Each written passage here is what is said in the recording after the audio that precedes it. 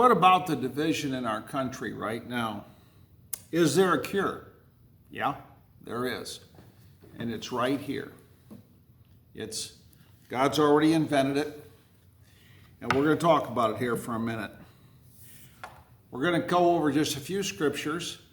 When you pick up the sermon off the table tomorrow, there's a longer list, but we're not going to go through all of them right now, just a few to make the point. 2 Corinthians 5:18 says, "Now all things are of God, who has reconciled us to himself through Jesus Christ, and has given us the ministry of reconciliation." Just 2 points that jump right out of that verse. One, there's no reason for divisions among people when Christ is worshiped and served. He unites us with himself and thus with each other. Secondly, then he deputized us to reconcile others first to him and then to each other. And this is guaranteed to work, guaranteed. Every time, every place it's been tried, it's worked over the past 2,000 plus years. Examples, in Rome, the gospel spread throughout the Roman Empire, and when it did, it wiped out hatred, enmity, and even slavery. England, great revivals in England. And when that happened, enmity, hatred, and slavery were wiped out. Here in the United States of America, in the great revivals of the 19th and 20th centuries, when Christianity flourished, hatred, enmity, and slavery were wiped out. Why are we at such odds with each other right now then? Because Christ has been removed from the equation.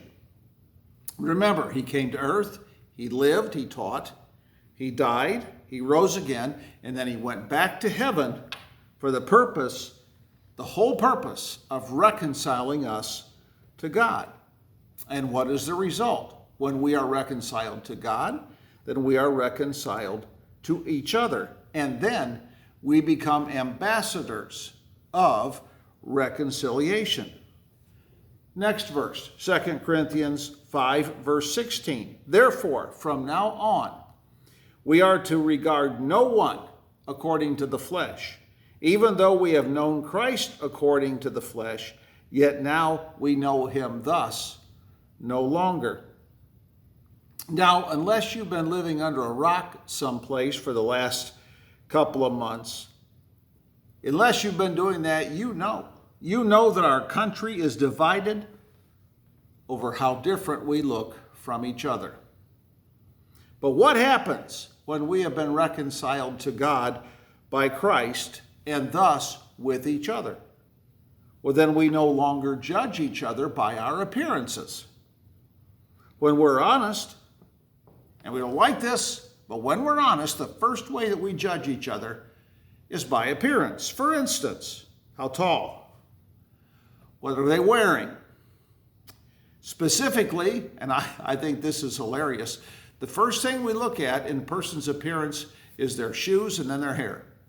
Are their shoes neat? Is their hair neatly combed? I have no problem with that second one. What about birthmarks then? Scars, and so on. And of course, the hot button right now, the color of a person's skin. But once we are in Christ, and thus reconciled to God, our Father, and our Creator, then we no longer regard each other according to the flesh. I met a man yesterday, never talked to him before in my life, may never see him again. "Oh, you're a preacher? I got a question for you. Didn't we walk out of the Garden of Eden as just one people? Didn't we step off the ark as just one people?" And we talked about that for a minute. What about people who we're already estranged from, that we already don't get along with? What about them? Well, let's talk about that from the Bible. Again, we can talk about it from each other in personal stories. Some are very good, but let's go to the Bible. Remember, we talked about this a few weeks ago. Philemon's slave, Onesimus, had stolen money from his master, a lot of money. He had run away with that money, and he'd been successful. He just blended in to the huge population of Rome. Worked, but then he met Paul, a man he had known as when Paul was a guest in his master's house. Paul sat down with Onesimus, shared the gospel of reconciliation with that runaway slave. Onesimus became reconciled to God through Christ, through the blood of Christ when he was baptized. We're baptized in the blood of Christ. Revelation chapter 1. Well, then flash ahead a few months. Onesimus was back home, working for his master. Yeah, Philemon. It got better. On Sundays, they worshiped together. And when you think about where he had been, Onesimus the slave was probably the preacher of their house church. All of this, as soon as he set foot back in his master's house, by all of the laws and statutes of that time, he should have been executed. How? Why? Why wasn't he executed? You might have heard me say this, but I'm going to repeat it. I was bothered by that man being killed in Minneapolis, apparently because of a grudge between two former co-workers.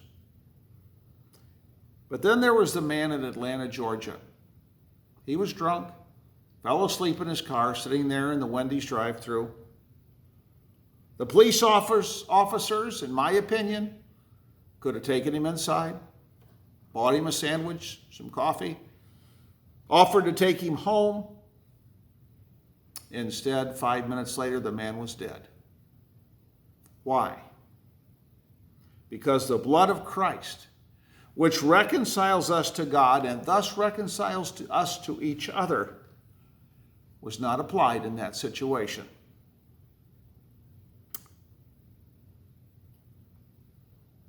Jesus has reconciled us to God.